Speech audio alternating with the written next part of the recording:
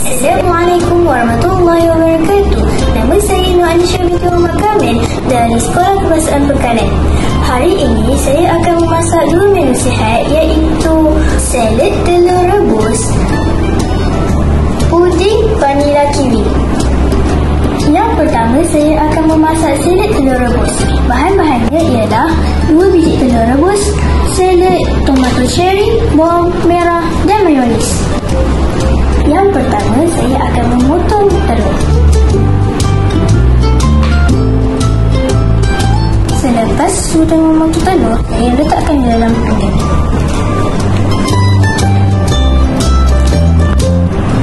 Yang kedua, saya akan memasukkan salad.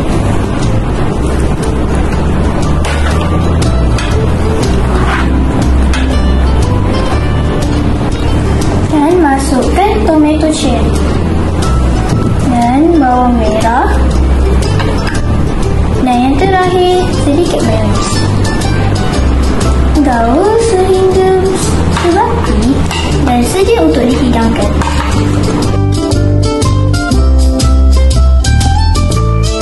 Tada! Menu yang kedua adalah puding vanila kiwi. Bahan-bahannya ialah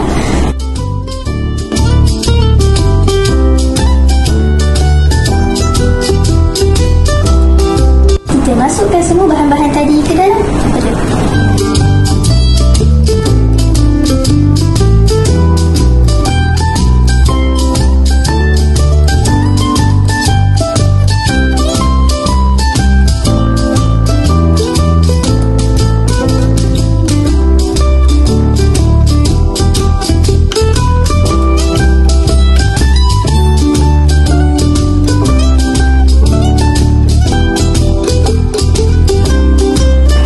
Seterusnya, kita akan kacau dia sehingga pekat. Sekarang, saya akan tuangkan puding ini ke dalam bekas yang kecil.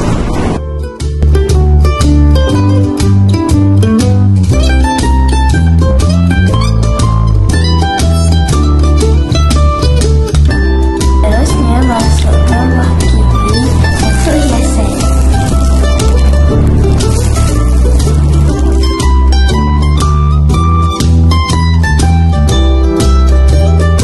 Inilah dua hidangan sihat pada hari ini. Terima kasih.